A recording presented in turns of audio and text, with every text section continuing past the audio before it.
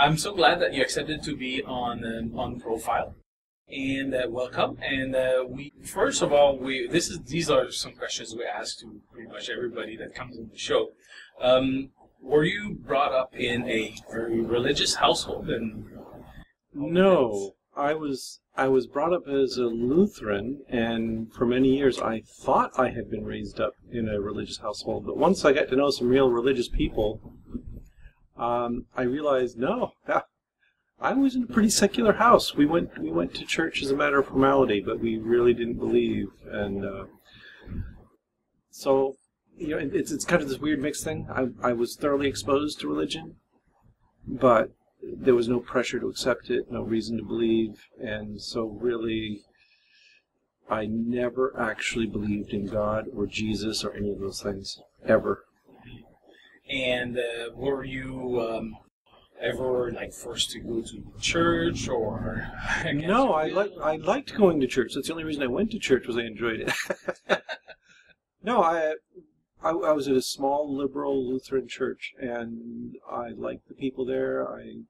I adored my Sunday school teacher. She was a sweet lady, and I had friends there. And for me, going to church was just a friendly social event. It was only when I went through confirmation they told me that there was a price to be paid for this social event, and that was that you had to believe in some utter bullshit, and then you were a member of the church. And that's where I left. And did you leave when you left? Was there a big revelation, or no? Slowly, or it was a very slow thing. Where it was probably when I was like 13 years old that I left the church, and it wasn't that I suddenly became an atheist. It was that I realized I don't believe in the doctrines of this church, and I can't accept this stuff. And it was pretty fundamental. You know, I didn't believe in God, I didn't believe in Jesus, but I was still a bit indoctrinated, so I would not have said I was an atheist. It was probably when I was 19, 20 years old that I finally fessed up to myself. Oh, that's what I am. I'm an atheist. And you're married? Yep. And do you have kids? I have 3 kids, yes. 3 kids. And did you indoctrinate them into atheism? No, exactly the opposite, actually. When they were growing up, you know, we thought it was important that our kids fit in with people in the community and that they did things together. And we did not take them to church. We did not put pressure on them to go to church. But we told them if their friends invite them, sure, go ahead, learn about it. And the nice thing about that, of course, is that they went to many different churches and had some eye-opening experiences. I mean, my kids went to, you know, the more mainstream religions, but they also went to a Mormon church. They went to a charismatic church, you know, people rolling around the floor, foaming at the mouth, that sort of thing.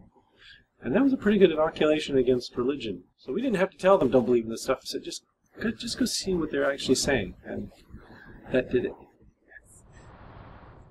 Tomorrow will be December 2012, and as you know, as everybody knows, it's the end of the world, right? It's the end of the world as we know it. Do you feel fine?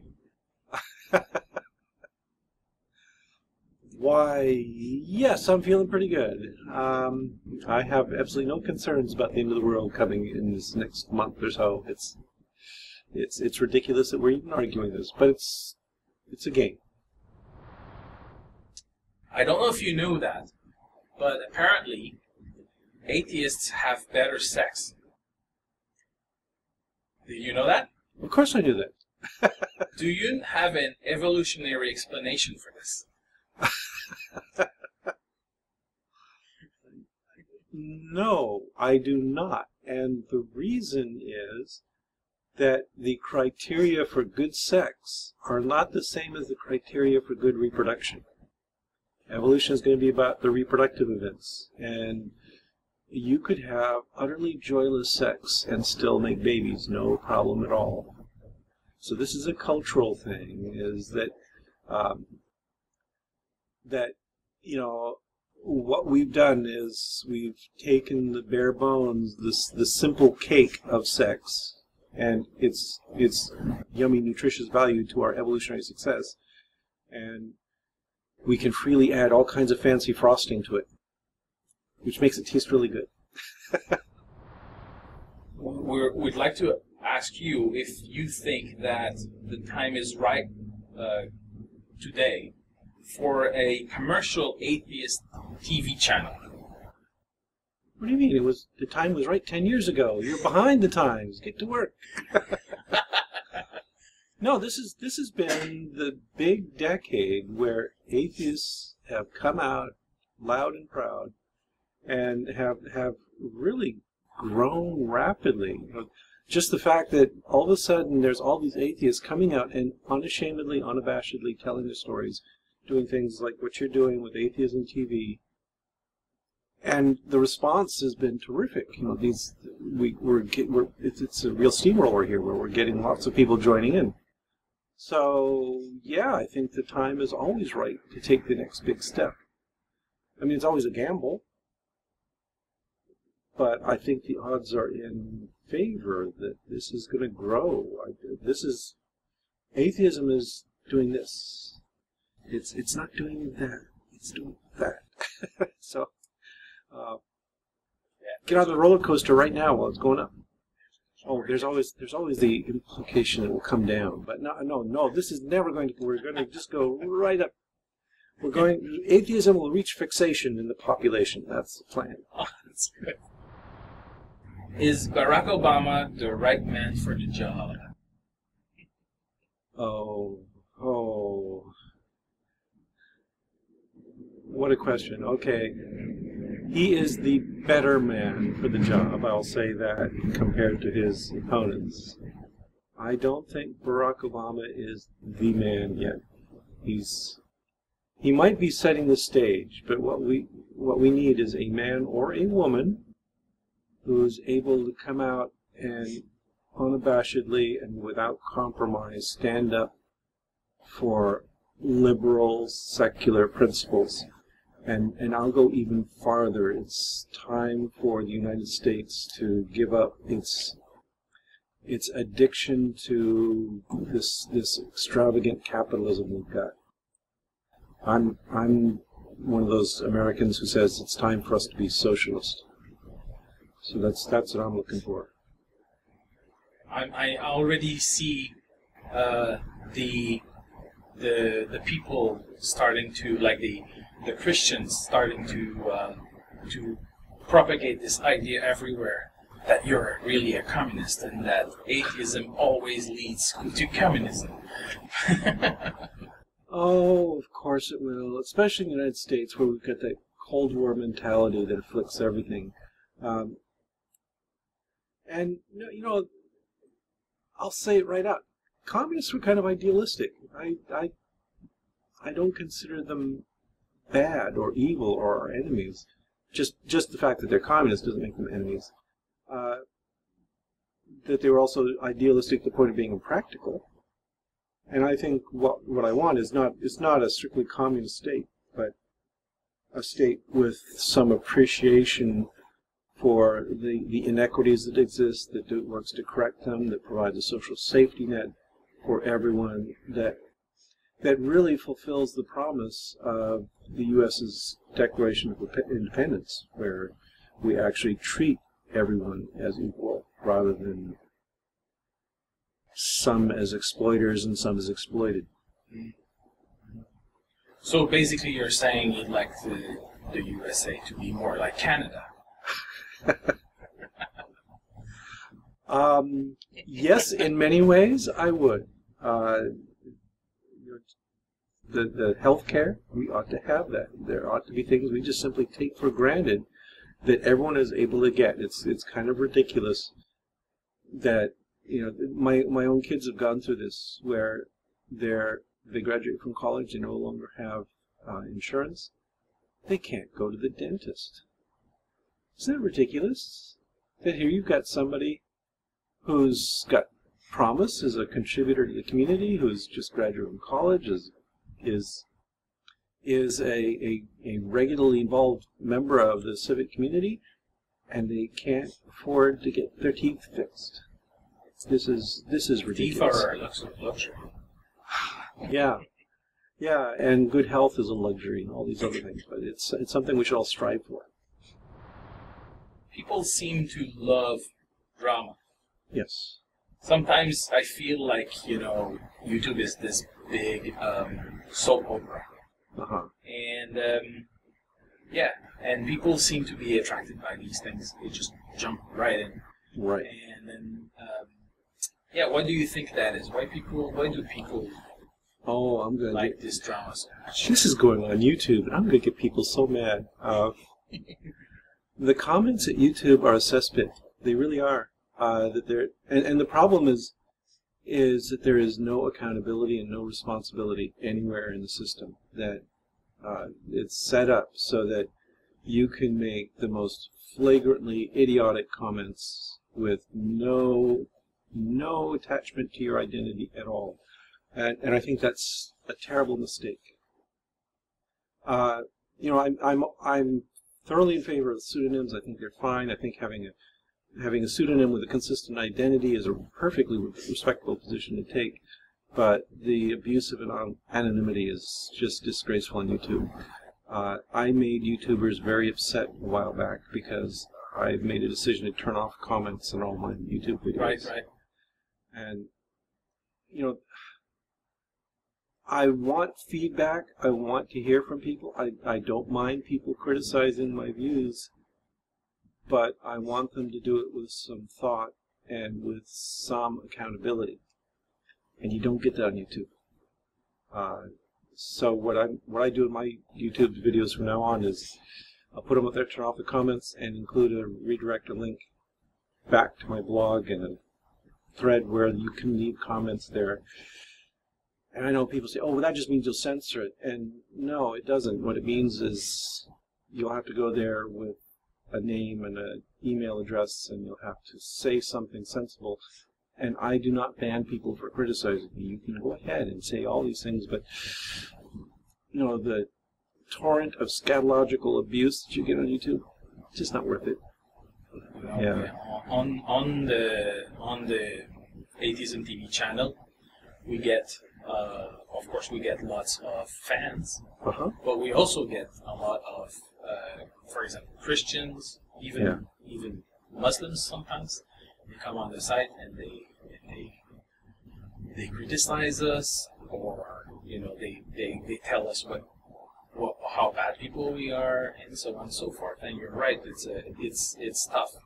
But what happens is we have a lot of fans. Yeah. So these fans come in, and very often they rectify things. They put responses, and they explain how the other person is wrong, and that's how the back and forth goes. Yes, and the same thing happens on my blog. That one of the reasons I can leave the blog comments open for people to converse is that there is a community there that will come in and address complaints and talk about them, and sometimes make their own complaints, but that's a different story.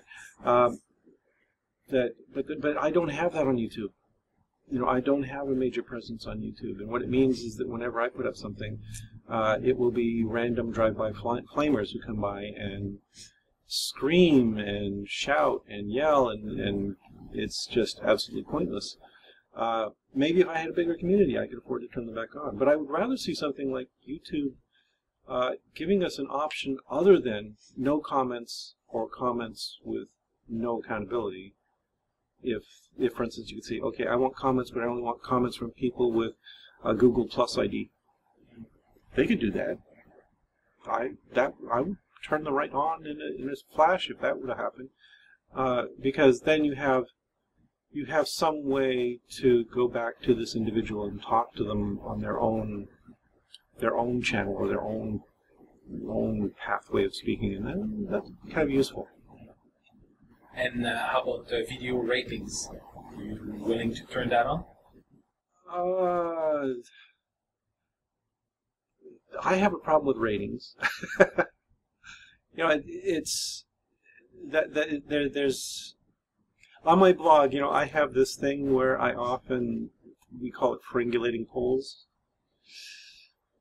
A rating system is an online poll, and they're not reliable, they're not scientific, they mean absolutely nothing other than that you've recruited a number of people to a particular reason. That's what I do when I go after these polls. Is I'm not trying to say, oh, we got to change this poll so it gives the answer I think. It's, we got to change this poll to show these people that it's not useful. And YouTube ratings are pretty much the same thing. I don't see the virtue there. For a while we were talking about people wanted to, on my blog, wanted to have a system where you could, for instance, click a like or dislike button on a comment. Same thing. I refuse to do that because I don't want it to be a popularity contest. I want people to talk about the ideas, not click on a like button. That's so shallow, so pointless. You work all day, and then you go back home, and you work all night. You work all night. You don't like turn on the TV and watch a show or go to the theater. Oh, sometimes, yeah. What do you watch? Oh, let's see. What do I watch? What do I do? Well, usually what I do is I turn on the TV while I'm working. I like a little background noise, so that's often what I'm doing is I'm grading papers or I'm blogging or something. I'll have the TV on in the background. The kinds of things I like to watch. I avoid commercial television because commercials just make me furious, and I can't stand them. Although lately I've been watching The Walking Dead. Me too. Yeah, I'm getting kind of peeved with it. Yeah, Rick is an asshole. Don't tell me. No, I won't tell you. I won't, but I'm just finding it kind of regressive and weird, and it's getting a little. Somebody needs to slap Rick and wake him up. He's screwed up. But otherwise, I kind of like science fiction and fantasy. I can't stand the Sci-Fi Channel, and that's not science fiction. But I'll tune in things on Netflix and watch those. The last movie I watched was something my daughter recommended called Rubber. It was bizarre. If you've got Netflix, though, look it up. It's about a tire that comes to life and has psychic powers to blow things up. Seriously. It's very weird. And it's constantly breaking the wall between audience, and it's a strange movie, but it was fun to watch. What would it take for you and Thunderfoot to be friends?